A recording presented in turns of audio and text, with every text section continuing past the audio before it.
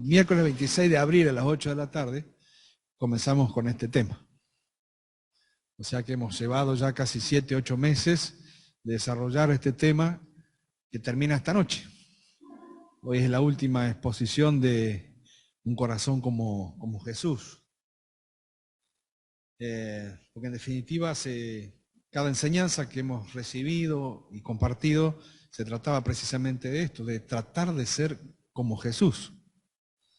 7 meses en los cuales recorrimos diversos aspectos de nuestra intención de ser como Él, porque en definitiva, si bien hoy no somos tanto, pero creo que cada uno de los que se fueron sumando a cada una de las reuniones, teníamos esta intención, porque es la vara más alta o es el ideal más alto al cual podemos anhelar de ser como el Señor. Antes no podíamos lograrlo, no teníamos ni la relación, no teníamos el espíritu, la palabra no tenía importancia quizás para nosotros, no había un cuerpo en el cual desarrollábamos nuestra comunión como hermanos, es decir, había un montón de elementos que no los teníamos, que por lo tanto hacían imposible pretender ser como Jesús, a menos que querramos hacerlo de una forma religiosa y tratar de imitar paso por paso, y eso, si se hace así, tarde o temprano puede llevar a la confusión o la malinterpretación de muchas cosas que hizo y que dijo el Señor Jesucristo. Repasamos los temas que vimos. Este es el número 12.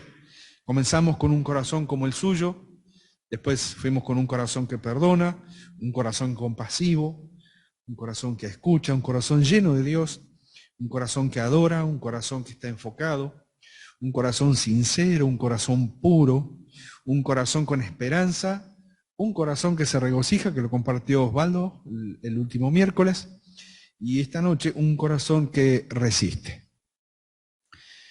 El gran problema de todo ser humano es terminar lo que empezamos. ¿Sí? Terminar lo que empezamos. Pregúntenme de alguna dieta y les puedo dar un máster de dietas empezadas y nunca terminadas. Todos tenemos en nuestra vida algo que comenzó y que no terminó. Por desidia, por falta de interés, porque nos dimos cuenta que no era lo correcto y lo desechamos. No está mal terminar algo que se comenzó de esa manera. Pero en definitiva todos nosotros hemos pasado por la experiencia de tener que comenzar algo y no terminarlo. Para muchos esto es causa de preocupación o es causa de angustia, especialmente aquellos que tratan de mantener aún la vida cristiana dentro de una serie de reglas, ¿sí? Reglas, y no tener la libertad que da el Espíritu de poder contemplar todo el panorama de acuerdo a la palabra y tomar buenas decisiones. Ese es el gran problema sin duda de los fariseos. Ellos nunca llenaban la medida. Constantemente estaban tratando de cumplir y acusaban constantemente al Señor y a sus discípulos por no cumplir o hacer aquellas cosas que tendrían que sostenerse en el tiempo, hacer o no hacer. Pero sin duda que cada uno de nosotros tenemos esto, con relación a nuestra relación con el Señor Jesucristo. Todos en un punto de nuestra vida comenzamos nuestra relación con Él, nuestro trato con Él. Algunos muy chiquitos, ¿sí? Albi, 8 años, ¿verdad? Sí, nunca me olvidé esa fecha. 8 años. Yo a los 14. ¿Mati? Conozco tu historia, Mati. Un poco más complicada. Pero sí. Todos nosotros tenemos nuestra fecha. Hay un momento donde comenzamos nuestra relación con Él. Y en la palabra de Dios, este inicio de relación con el Señor Jesucristo se define con una palabra interesante, carrera. Carrera. ¿Sí? En Hechos, en Timoteo, en Hebreos, se utiliza la palabra carrera, dando a entender de que lo que comenzó tiene que tener un transcurso y, por supuesto, tendrá un fin. Va a tener un fin. Ahora bien, ¿cuántas cosas comenzamos sin terminar? Muchas. Pero la verdad es que hay algunas carreras que comenzamos que son opcionales y hay otras carreras que comenzamos y que son esenciales. Vamos a Hebreos capítulo 12, versículo 1, un pasaje muy conocido para todos nosotros, Hebreos 12:1, que comienza mostrándonos una foto, ¿sí?, de algunos que están en una línea de largada y que están siendo aconsejados para ver cómo pueden correr de la mejor manera esta carrera. Y entonces el escritor a los Hebreos, ¿sí?, en una figura atlética, creo que si hubiesen jugado al fútbol, hubiese usado la figura del fútbol, pero allá lo que más se utilizaba eran las cuestiones, los juegos. Entonces, el escritor a los Hebreos utiliza esta figura y dice lo siguiente, 12:1, por tanto, nosotros, nos incluye a todos, nosotros, presenta en esta noche, también teniendo en derredor nuestro tan grande nube de testigos, despojémonos de todo peso y del pecado que nos asedia y corramos con paciencia la carrera que tenemos por delante. Hasta aquí. Después vamos a avanzar un poquito más en el versículo 2. La palabra que se utiliza ahí para carrera en lo original es agón y define una contienda, define una lucha. No es simplemente el correr por correr, no es la carrera de simplemente comienzo y termino. No. Ahí está planteando la carrera como algo que cuesta mucho. De ahí deriva nuestra palabra en castellano, agonía. La agonía es el punto final, podríamos decir, de una carrera que comenzó y que llega con mucho esfuerzo y con mucho sufrimiento a un punto. Pero aquí lo que está diciendo el escritor de los Hebreos es que desde el momento en que nosotros comenzamos nuestra vida en relación con Cristo, desde ese momento comenzó para nosotros una carrera.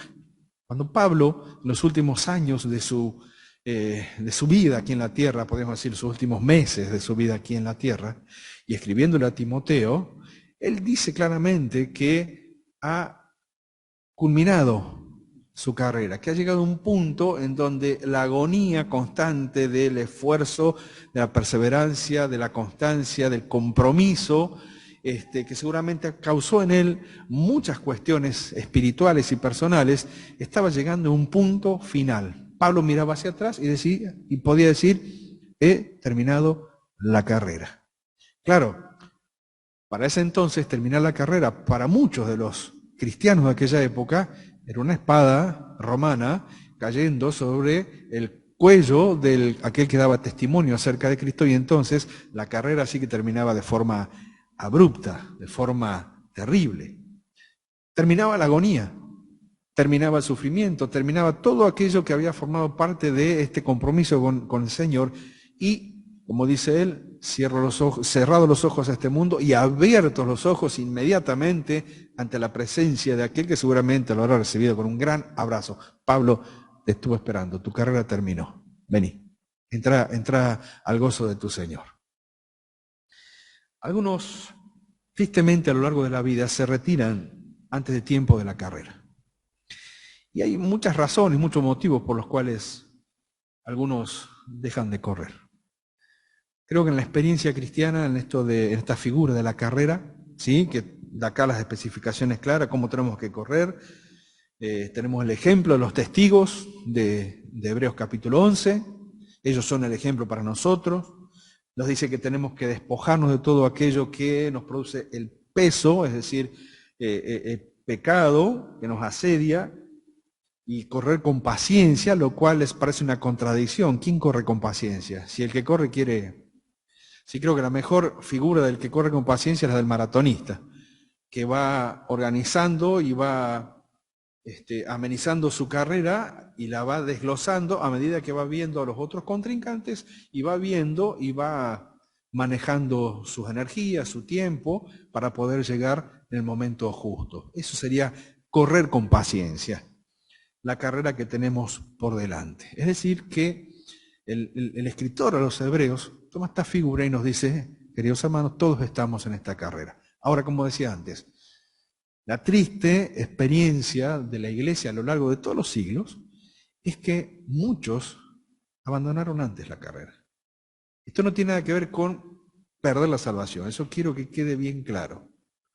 Porque también puede darse el caso de muchos que comenzaron la carrera sin haber sido cristianos. Y entonces las cuestiones de este mundo los desviaron y nunca más volvieron, aunque tuvieron la oportunidad de conocer a Cristo como Salvador.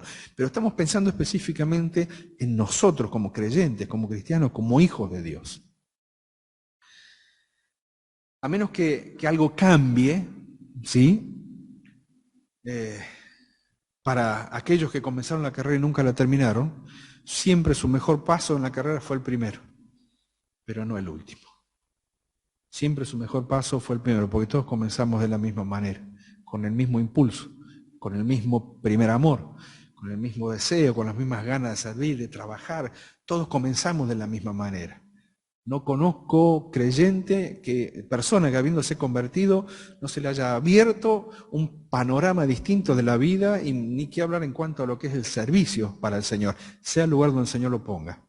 ¿Sí? No conozco, pero sin embargo con el correr del tiempo, estas cosas pueden ir enfriándose. ¿Qué es lo que nos queda a nosotros en esta carrera? Porque si tenemos que definir cuánto nos queda por delante, bueno, a menos que el Señor venga ya, se terminó nuestra carrera y estamos en la presencia de Él. Podríamos decir naturalmente que aquellos que tienen mucho más años están más cerca de culminar la carrera, pero en definitiva, eso es algo que no podemos elegir, está en las manos del Señor. Muchos jóvenes los han sido llamados por el Señor, anticipando toda una vida de carrera, y el Señor dijo, hasta acá nomás.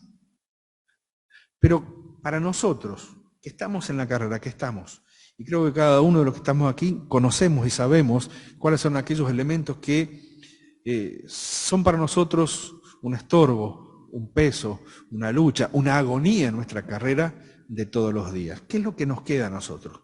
Creo que la mejor expresión para esto es la resistencia. No por nada nuestra iglesia está en la calle Resistencia. ¿Sí? Pero es la mejor expresión en cuanto a cómo hacer para perdurar en el tiempo en esta carrera que se nos fue dada desde un principio y hasta que el Señor lo diga o hasta que el Señor nos venga a buscar. Tenemos que mirar al Señor, no hay vuelta que darle. No hay vuelta que darle. Si queremos aprender cómo resistir la carrera, tenemos que mirar al Señor. Y el Señor se vio expuesto a muchas situaciones que también podemos vivir nosotros. Por ejemplo, lo primero que dice aquí el escritor de los Hebreos es acerca de la tentación. Si vamos a Lucas capítulo 4, vamos rápidamente hacia allá, Lucas capítulo 4, versos 1 y 2.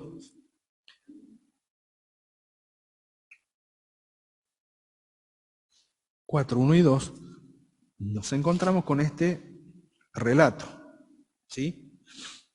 El Señor no tuvo testigos en este hecho de la tentación en el desierto. Por lo tanto, tiene que haber sido tan importante, impactante para su vida durante todos aquellos días en el desierto, que entendió que era importante transmitírselo a los discípulos. Y después ellos nos lo transmiten a nosotros. El Señor pasó por el desierto solito, solo, ¿sí? Como solemos escuchar, Adán pasó la prueba en la mejor de las condiciones y no la pasó. El Señor fue tentado en la peor condición y pasó la prueba. Y el hecho de que haya sido tentado durante 40 días implica que fue algo constante. Y yo creo que ninguno de nosotros puede llegar a dimensionar lo que tiene que haber sido el asedio de Satanás sobre él. Nosotros somos conscientes de nuestras tentaciones. Y somos conscientes también de nuestras tentaciones recurrentes. Porque hay unas tentaciones nuestras que son favoritas, por así decirlo. Lugares por donde no tenemos que ir, caminos por los que no tenemos que andar, situaciones que tenemos que evitar. Cada uno de nosotros sabemos cuál es nuestro talón de Aquiles y lo más interesante de todo esto es que el enemigo también lo sabe y va a mandar sus dardos siempre ahí. Nos podrá dejar descansar un poco de tiempo, pero siempre es recurrente en esto de volver y atacar en cuanto a la tentación a todo hijo y a toda hija de Dios. Y el Señor aquí pudo salir airoso con aquel elemento que tenemos todos en nuestras manos, en un celular, y que a veces no le damos tampoco la importancia que tiene. El Señor venció la tentación con la palabra. El Señor venció la tentación con la palabra. Creo que tendríamos que expresarlo todas las veces que sea necesario para la iglesia. El Señor venció la tentación con la palabra. ¿Hubo algún tipo de resistencia en él? Por supuesto, el Señor tenía una voluntad propia, no pecaminosa. Él no tenía un ego pecaminoso. Pero evidentemente su voluntad, junto con la palabra, estaba totalmente comprometida a hacer lo que al Padre le agradaba. Fue tentado en cuanto al alimento, fue tentado en cuanto a la gloria, fue tentado en cuanto a rendirse ante Satanás, y el Señor ofrece esta resistencia basada en la palabra de Dios para decir: escrito está, escrito está, escrito está, no, no y no.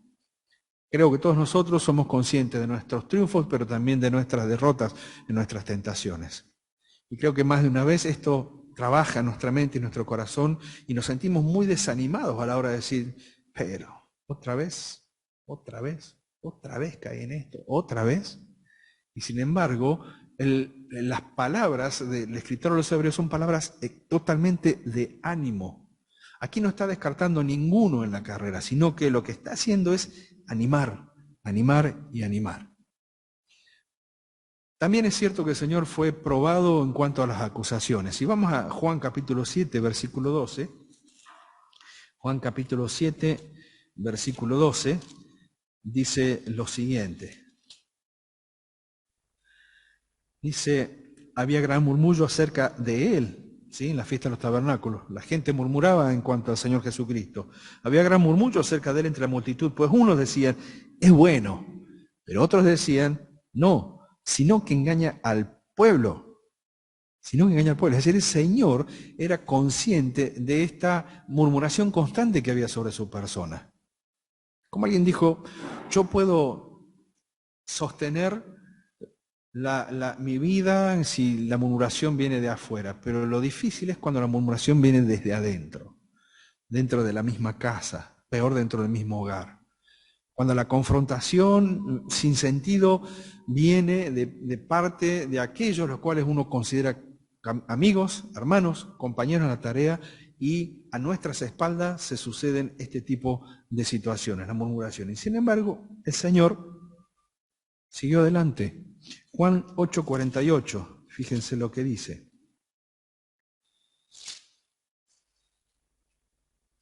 48 no. 45.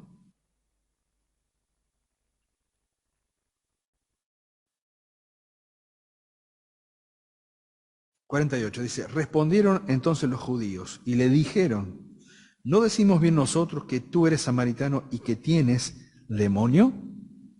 Es decir, aquellos que lo estaban escuchando y acompañando en el desarrollo de su ministerio, contemplaban a Jesús y le decían: nosotros te conocemos bien. Y nosotros hemos llegado bien hasta una conclusión: eres samaritano y tienes demonio. Es decir, que el desconocimiento de la persona muchas veces puede llevar a emitir un juicio errado de aquel que está recibiendo nuestro testimonio. Y en eso uno tiene que tener también mucho cuidado. A veces, cuando hablamos de otro o de terceros, a veces hablamos por la inercia de hablar y no le ponemos freno a lo que tenemos que decir, porque no conocemos ni la vida completa de los hermanos, ni tampoco situaciones por las que algunos de ellos o nosotros podemos estar pasando. Aquellos judíos dijeron: tú eres samaritano y tienes demonio. Y el Señor tiene que decir: no, yo no tengo demonio. Y comienza a arrollar una serie de argumentos para decirle: están equivocados. Es decir, que para el Señor el transcurso del inicio de su carrera aquí en la tierra, desde Belén hasta la cruz, no fue sencillo, no fue fácil, no fue un lecho de rosas.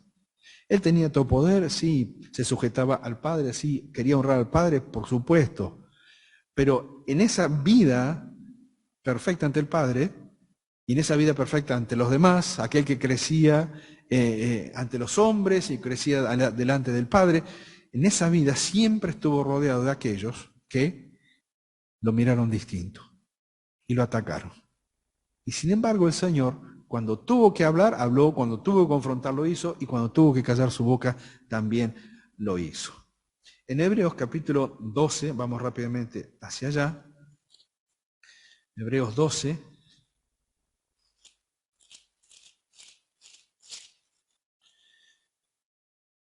nos encontramos entonces con la prueba suprema del Señor. ¿Cuál fue la prueba suprema del Señor? ¿Dejar los cielos y venir a esta tierra? ¿Nacer pobre y criarse pobre en Belén? ¿Ser desterrado por un poco de tiempo a Egipto a esperar que pasen los disturbios en Israel? ¿Volver? ¿Asentarse, comenzar a crecer? ¿Cuál fue la prueba suprema del Señor? ¿La tentación? No, la prueba suprema sin duda tiene que ver con aquello en lo cual él tenía puesto su meta, ese objetivo de final de carrera, la cruz, la cruz. Y versículo 2 dice, puesto los ojos en Jesús. O sea, estamos corriendo, hermanos, pero corremos de una manera en donde enfocamos nuestra mirada en una persona, porque dice, corro poniendo mis ojos en Jesús. Él es el autor y consumador de la fe. Él es la esencia, el inicio, pero también es el que le da sentido a la fe que tenemos. El cual, por el gozo puesto delante de él, dice, sufrió la cruz, menospreciando lo propio y se sentó a la diestra de Dios. ¿Cuál fue la prueba suprema? Sufrir la cruz, pero hacerlo de una manera interesante, menospreciando lo propio. Otra versión dice, le quitó el valor a la vergüenza que habría de sufrir de madera. Y miren que si hubo alguien que fue expuesto a escarnio, fue expuesto a vergüenza, esa persona fue el Señor Jesucristo. No lo mencionan las Escrituras, pero probablemente el Señor haya sido crucificado desnudo. Probablemente, de acuerdo a las costumbres de la época. Porque eran puestos ahí para espectáculo. Esa es la palabra, para un espectáculo. Y mucho más para alguien que habían clavado en la cabecera de la cruz, este es un nazareno, el rey de los judíos, escrito en 3 idiomas. Es decir, el espectáculo era completo. Si aquel que se llamaba rey, si aquel que se había presentado como rey, estaba siendo crucificado y tenía 2 de baja calaña a su costado, eran sus súbditos, ¿el rey de qué era? Y encima desnudo. Yo creo que el Señor tiene que haber contemplado la posibilidad también de la vergüenza, pero, como dice el salmista, su corazón se derritió como cera, y posteriormente el evangelista dice, y puso su rostro como pedernal, para ir hacia la cruz, y entonces terminar la carrera tal como había sido planteado antes de la fundación de este mundo. Menospreció el oprobio, vergüenza. ¿Cómo podemos tener la misma resistencia que el Señor Jesucristo tuvo? Porque en esto de ser como Jesús, quizás nos pongamos a contemplarlo y decir, bueno, Señor, sos Jesús, tenés la herramienta que yo no tengo, a ver cuánta ventaja. Hijo de Dios, resucitaste entre los muertos, venciste, tenés todo el poder, se te ha dado todo el poder y autoridad y potestad. Señor, yo no tengo nada de eso. ¿Que no? Nos dice el Señor. ¿Cómo que no? ¿Cómo que no?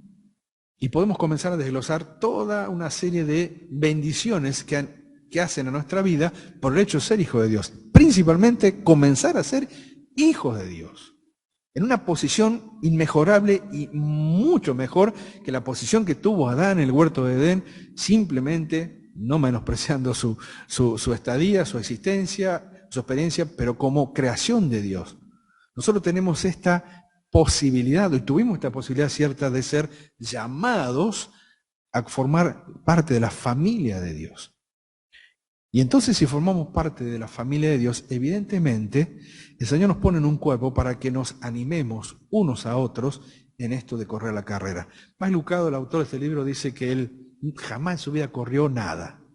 Una maratón, dice, leía este pasaje y rememoraba todas las veces que corrió una carrera, dice, 0, dice.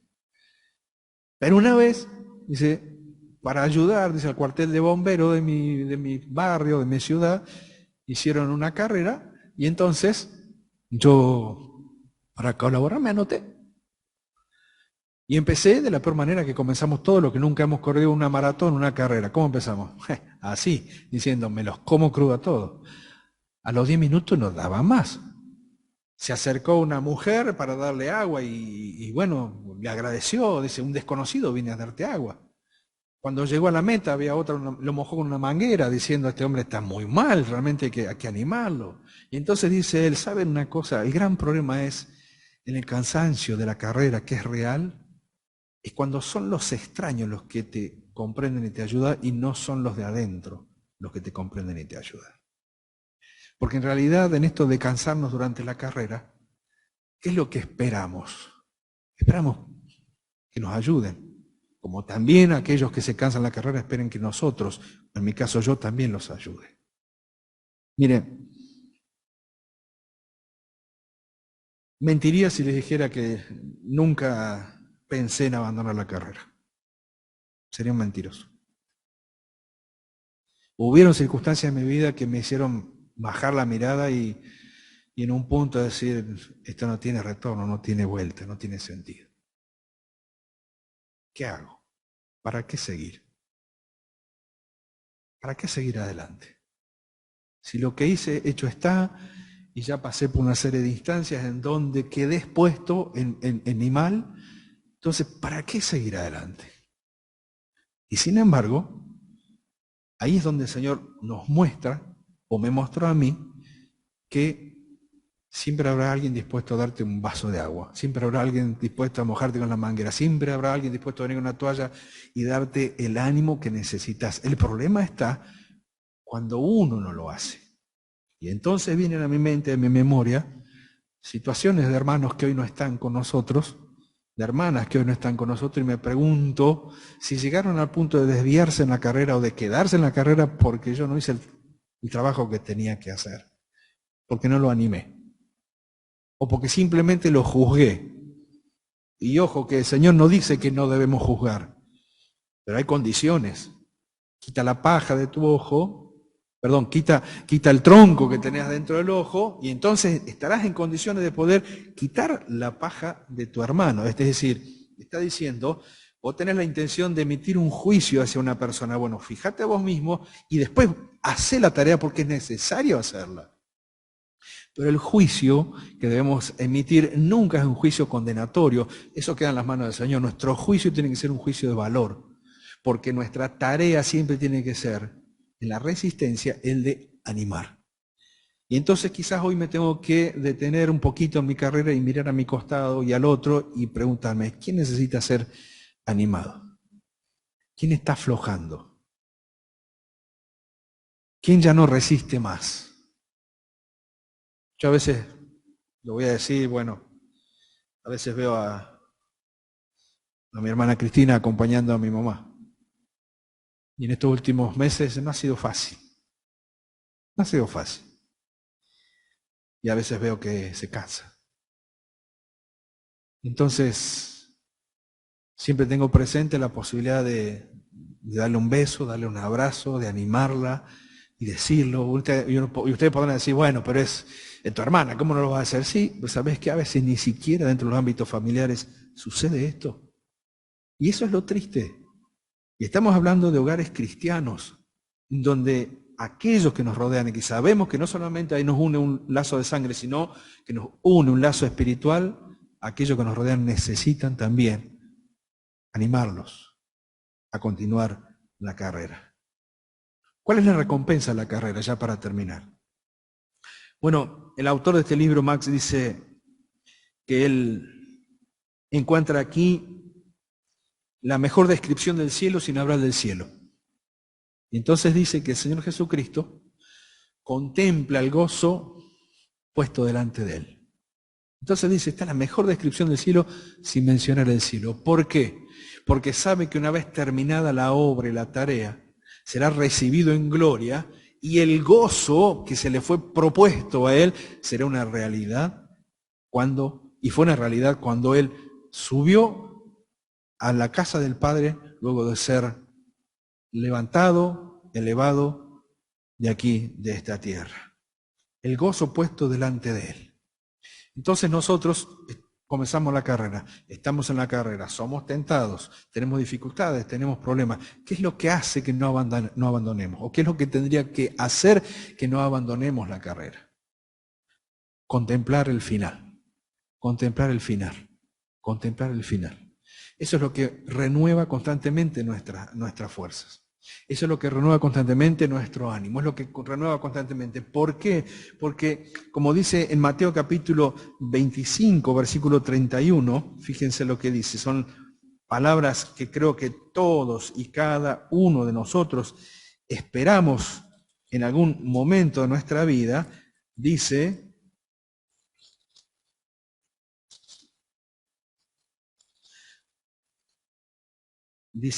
cuando el Hijo del Hombre venga en su gloria y todos los santos ángeles con él, entonces se sentará en su trono de gloria. Esto es lo que el Señor tenía puesto por delante. Y aunque quedan muchas cosas por cumplirse, el Señor sabe que este momento, ese día va a llegar. El gozo propuesto delante de Él. Pero hay un punto en donde nosotros también podemos equiparar esto. ¿Cuándo? Cuando entremos en la presencia del Señor y se nos diga desde el cielo: buen siervo fiel. Quizás tu carrera fue más lenta que la de otros. Quizás le hiciste un poco rengueando. Quizás te tuviste que apoyar en otro para que te ayude a continuar. Quizás la hiciste completa de principio a fin. Hay tantas formas de correr la carrera. Todas lícitas, por supuesto. Pero en algún punto llegaremos a ese final, donde yo espero que el Señor me diga y nos diga a cada uno de nosotros: buen siervo fiel, sobre lo poco has sido fiel, pero sobre lo mucho te pondré. Ese es un buen final de una carrera. Ahora quizás lo que tengamos que hacer como ejercicio para nuestra vida es, bueno, ¿estoy corriendo? ¿Estamos corriendo? ¿Sí o no? Eso es hacia afuera. Ahora hacia adentro, ¿cómo estamos corriendo? ¿Cómo estamos corriendo esta carrera? ¿Seguimos sumando peso que nos asedia y que nos va frenando en el camino? Hay cosas a las cuales quizás puedan ser lícitas, pero son un peso para nuestra vida y para nuestra carrera cristiana. Me estoy metiendo en algún berenjenal del cual se me va a hacer difícil salir, pero yo soy consciente de lo que estoy haciendo y me va a frenar en mi carrera cristiana. O a pesar de mis debilidades o a pesar de mis dificultades, cada día de mi vida abro los ojos en la mañana y digo: Señor, este día es tuyo. Que el primer pie que baje de la cama sea el primer pie con el que inicie la continuidad de esta carrera, porque me detuve por unas pocas horas, Señor, para descansar. Pero eso no quiere decir que me frene. Quiero seguir y quiero seguir. Entonces, hemos visto a lo largo de estos meses tantos aspectos de la persona y la obra del Señor Jesucristo. ¿Y saben qué? No agotamos nada. Nada. Apenas vimos el bordecito del océano, nos mojó la puntita, los de los pies, el agua del conocimiento de la persona del Señor Jesucristo. Apenas. Fuimos como niños a jugar a la playa y nos mojó y contemplamos la inmensidad del mar y pensamos: uy, lo que debe ser hacia adentro, lo que debe ser hacia abajo en lo profundo, lo que debe ser. Bueno, así fue nuestra experiencia con el Señor a lo largo de estos meses. Nuestro anhelo es que al terminar en este día y al contemplar la carrera que comenzó en nosotros, podamos decir: tengo un gozo puesto por delante, lo tengo ahí, lo miro, es Él, es el Señor Jesús. Pongo mi mirada en Él y le pido todos los días que me ayude para, cuando me tengo que levantar, a algunos nos cuesta un poco más mover las tabas, ¿sí? Ya nos crujen, nos duelen, pero aún así el Señor nos sigue viendo útiles para la carrera. Útiles para la carrera. Pero ¿saben qué? Necesitamos animar a aquellos que corren a nuestro lado. No miremos solamente nuestro cerco, no miremos solamente nuestro grupo. Levantemos los ojitos y miremos un poquito más. Hoy, aunque pedí motivo de oración por Manuel, no sé cómo está Manuel. No pregunté. Cuando puse el motivo por Manuel, después que lo subí, dije: tendría que haber preguntado antes, ¿verdad? Y es un hermano sencillo, que está pasando por una situación difícil en cuanto a su salud, difícil, y posiblemente necesita que nosotros le ayudemos en la carrera. Y ahí tenemos que estar. ¿Oramos? Padre que estás en el cielo, gracias por este tiempo compartido en sencillez. Gracias porque, habiendo culminado esta serie de estudios, Señor, sencillos para nuestra vida, porque lo normal para nosotros es querer ser como ti, ser como eres tú, Señor. Lo normal para nosotros tendría que ser parecernos más a tu persona, imitarte, escucharte, seguirte. Y a veces, Señor, nos cuesta, la carrera se hace difícil. Si pudiéramos comprender que no competimos con nadie, sino que estamos para ayudar a otros en esta tarea, qué distinto que sería nuestra vida, en muchos sentidos. Por eso te pedimos, Padre amado, que en esta hora bendigas a la iglesia y bendigas a los varones para que puedan afirmar su rostro, para que puedan tener un corazón dispuesto a ser moldeado y maleable por ti, Señor, y que puedan continuar como hombres de Dios, como varones de Dios en esta carrera que tú dispusiste desde el primer momento en que te aceptamos como Salvador. Señor, nos dejamos en tus manos y te damos gracias. En nombre de Cristo Jesús. Amén.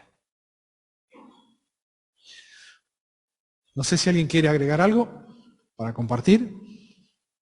Ningún problema. ¿Alguna pregunta? Pablo contesta.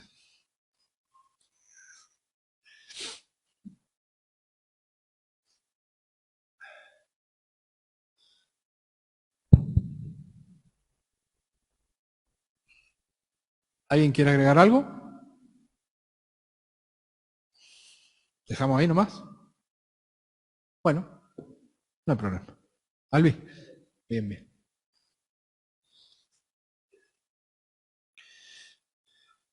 Que se piense también que el aliento es algo que se necesita en la carrera. Como vos decías, ese agua que le acercaron, esa persona que lo ventilaba un poco, qué bueno sería que en esta carrera que corremos dentro de la iglesia, en donde estemos, podamos pensar que todos necesitamos del aliento. Todos necesitamos de ese compañerismo que realmente, y no por estar muchos años en la iglesia o pocos años, se necesite más uno que otro. A veces pasan los años y uno se va cargando mucho más y a veces se hace más difícil también. No lo estoy diciendo por nada en especial en mi vida, quiero que quede claro. Lo estoy diciendo porque creo que todos necesitamos, tanto los que van adelante como los que vienen atrás. Creo que es muy importante. Bien.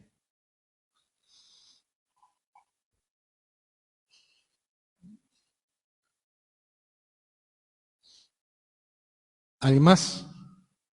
¿Nadie más? Bueno, llegamos entonces al fin de nuestra reunión. Recordemos las actividades que mencionó Elías al principio para tenerlas en cuenta para este fin de semana y oremos los unos por los otros. Señor los bendiga.